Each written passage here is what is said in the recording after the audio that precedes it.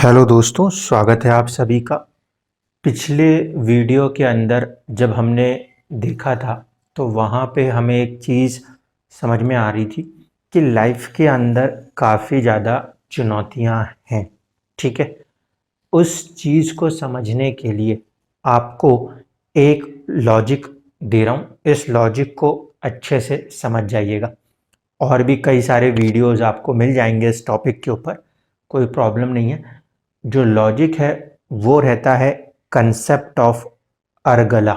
ठीक, पहली चीज़, कुछ लोग विरगला लिख देते हैं, यानी कि एक चीज़ अगर अर्गला है तो ए को उठा के वी से कर दिया और वर्गला हो गया।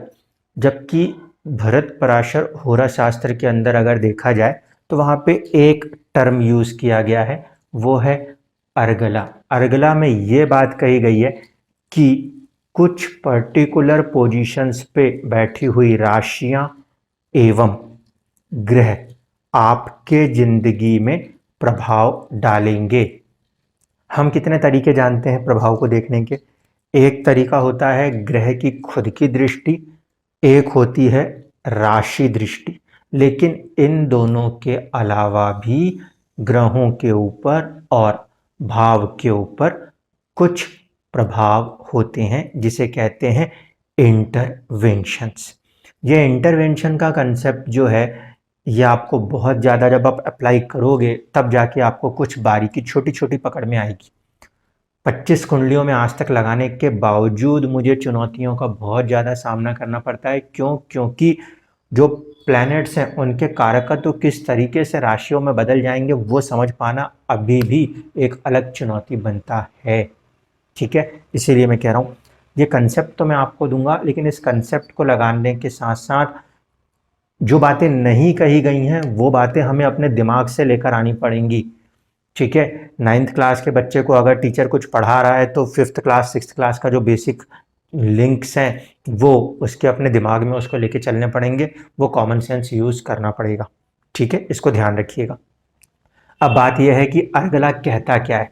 अर्गला का कंसेप्ट ये कहता है कि आप जिस भी ग्रह या भाव से बात कर रहे होंगे वहां से सेकंड हाउस, 4th हाउस और 11th हाउस उस पर्टिकुलर हाउस के साथ अपने आप को किसी न किसी रूप में प्रभावित करेगा। ये कहता है अर्गला, इंटरवेंशन। ठीक है, इसको देख लीजिए, पहले समझ लीजिए।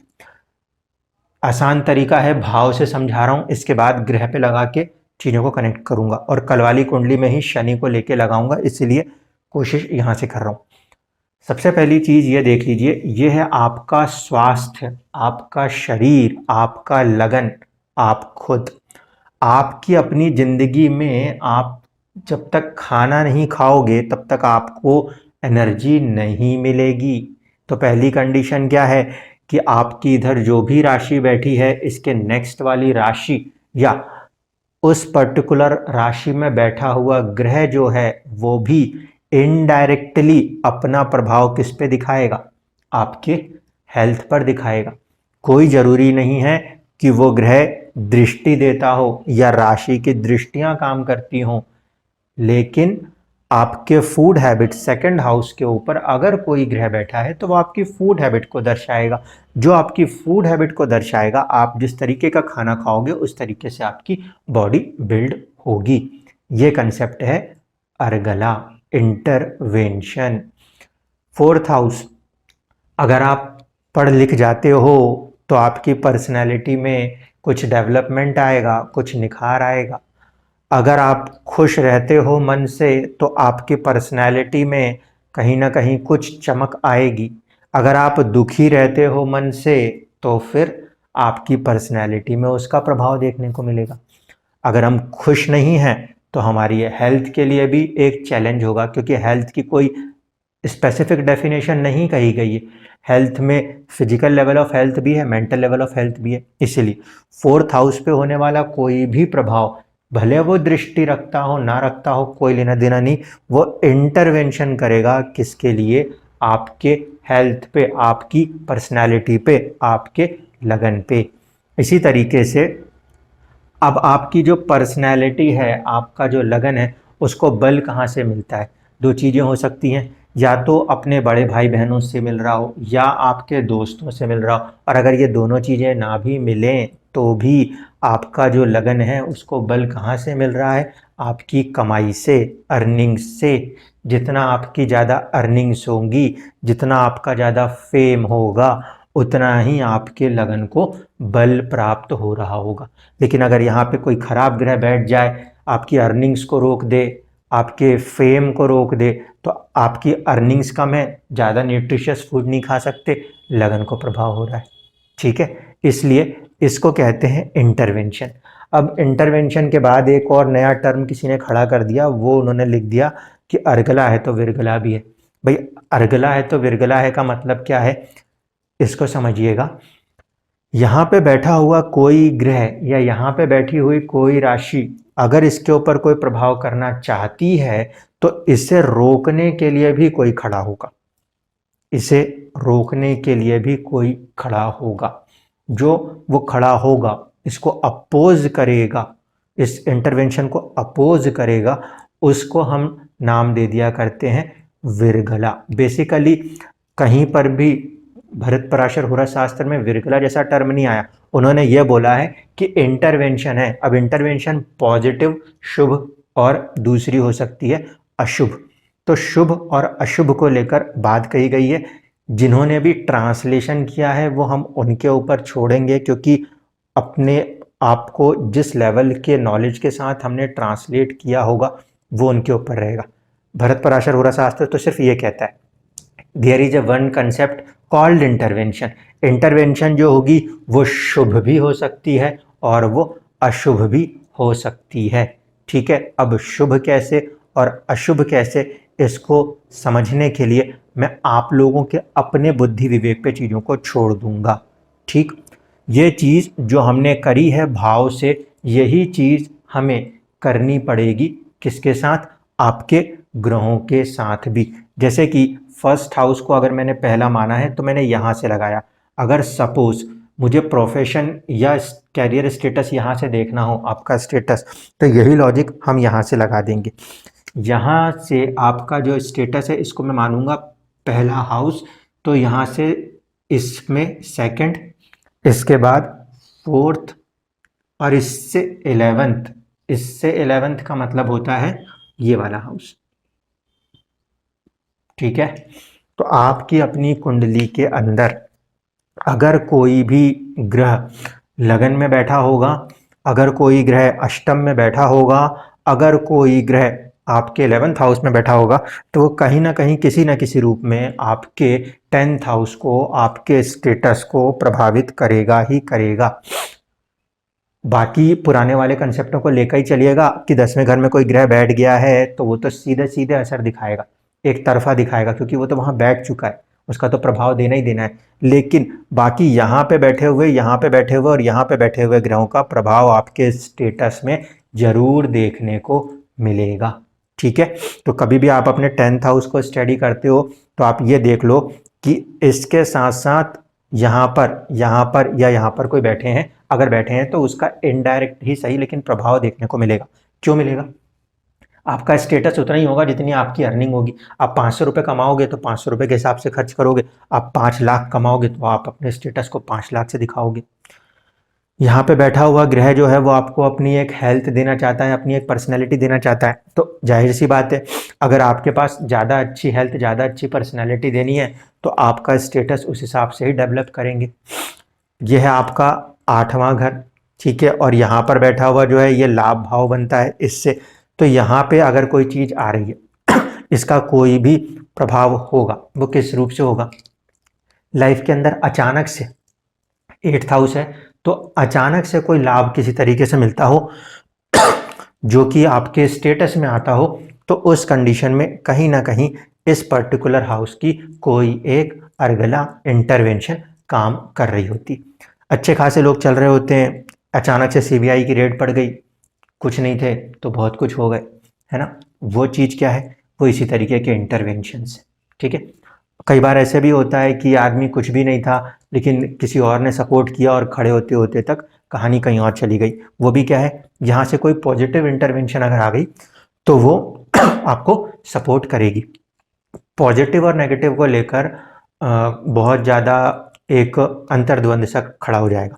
अब एक बात और समझिए, अगर ये इंटरवीन करेगा, अगर ये इंटरवीन करेगा तो इसको रोकने के लिए यहाँ से, इससे 12th हाउस, इसमें बैठा हुआ ग्रह इसको काटेगा। ठीक है, अब इसमें यह देखना पड़ेगा कि ज़्यादा मात्रा में ग्रह बैठ गए तो ये वाला साइड पावरफुल हो जाएगा, इसको ख़त्म करने लगेगा। इसी तरीके से अगर कोई ग्रह मान लीजिए यहाँ पे बैठा है, 11th में बैठा है, तो इसके बराबर में ही उतनी दूरी पर आपको दूसरा कोई ग्रह काटेगा।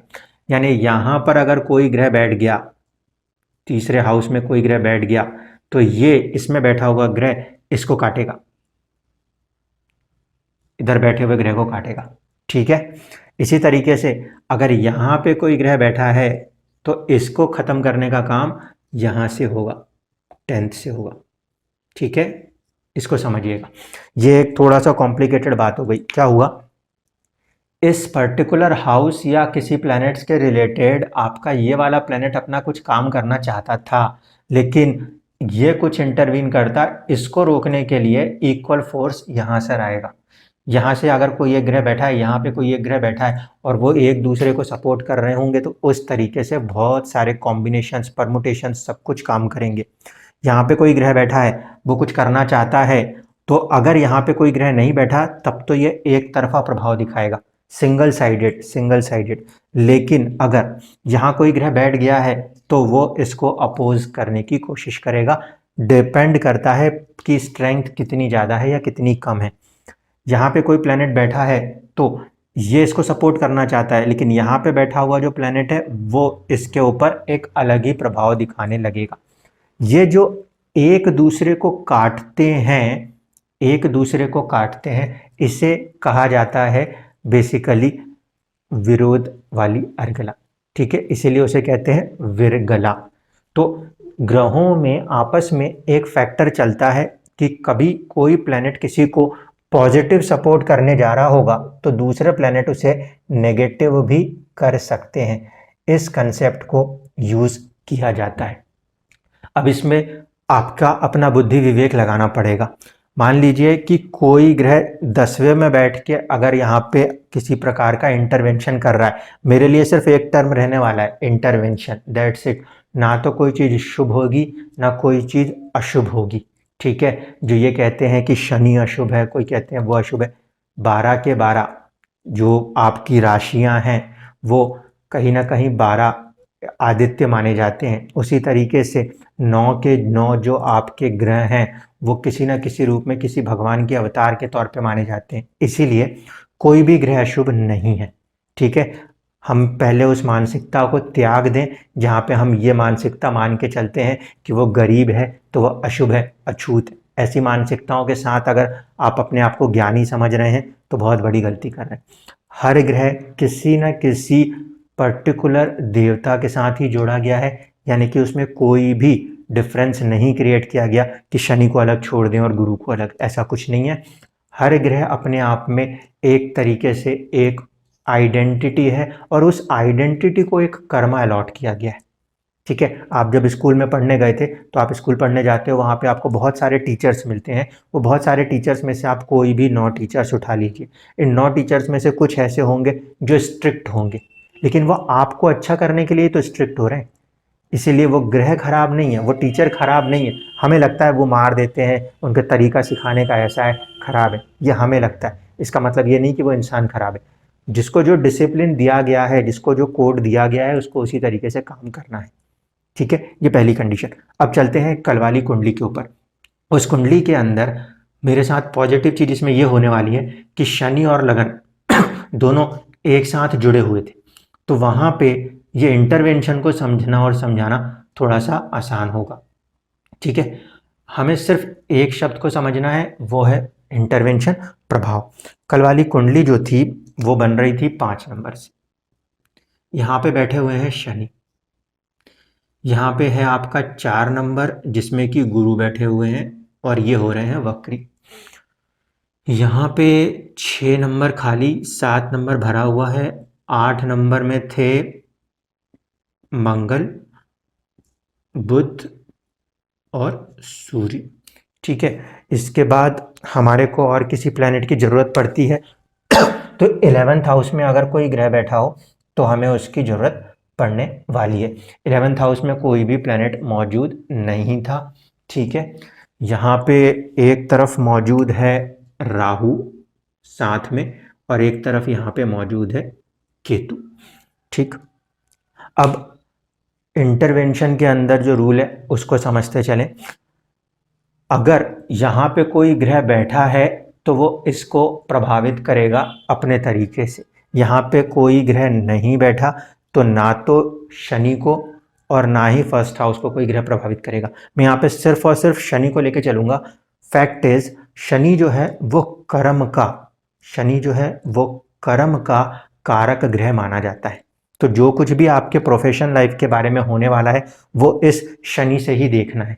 ठीक है, अब यहाँ पर जो आपके शनि है इसके जस्ट अगले घर में कोई भी ग्रह नहीं बैठा। इसका मतलब है कि सिर्फ ये राशि अपनी तरीके से प्रभावित कर रही होगी।